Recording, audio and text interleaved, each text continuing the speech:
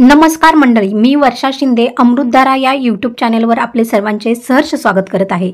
आज आपण घेणार आहोत पांडुरंग अष्टक। तर पांडुरंगांना वंदन करून आणि भक्ताच्या हाकेला प्रतिसाद देणारा हा अनमोल ठेवा आपण आज अनुभवणार आहोत।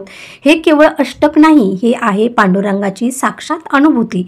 एकदा मनापासून ऐका आणि स्वतः अनुभव घ्या। पांडुरंग अष्टक, ज्यातून भक्ताला होतो प्रत्यक्ष दर्शनाचा अनुभव। पांडुरंग अष्टक केवळ हे 8 श्लोकांचे स्तोत्र नाही, तर एक जिवंत अनुभूती आहे।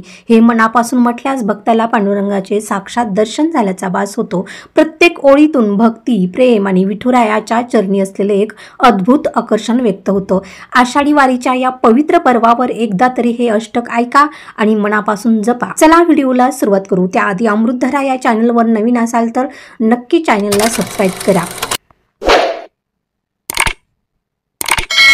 महायोग पीठे तटे भीमरथ्या वरं पुंडरीकाय दातुं मुनिन्दे समागत्य तिष्ठन्तमानन्दकन्दं परब्रह्मलिङ्गं भजे पाण्डुरङ्गं त्रैवाससं नीलमेघावभासं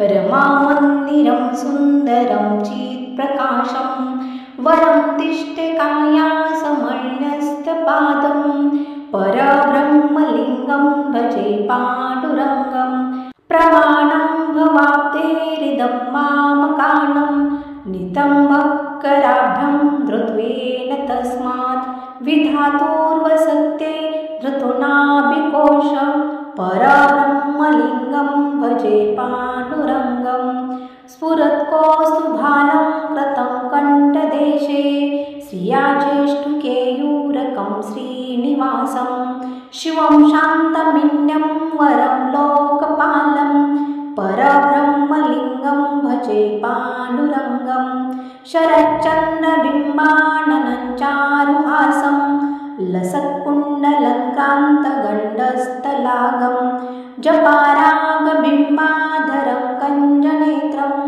परब्रह्मलिङ्गं भजे पाण्डुरङ्गं किरीटोज्ज्वलसर्वदिक्प्रान्तभागं सुरेर्रचितं दिव्यरत्नैरनर्घे त्रिभङ्गाकृतिभार्यमाल्यावतंसं परब्रह्मलिङ्गं भजे पाण्डुरङ्गं विभुं वेणुनादं चरन्तं दुरन्तं स्वयं लीलया गोपवेशं ददानं गवावृन्दकानन्दनं चारुहासं परब्रह्मलिङ्गं भजे पाण्डुरङ्गम् अजं रुक्मिणी प्राणसञ्जीवनन्तं परं धाम कैवल्यमेकं तुरीयं प्रसन्नं प्रपन्नार्तिहं देवदेवं परब्रह्मलिङ्गं भजे पाण्डुरङ्गं स्तवं पाण्डुरङ्गस्य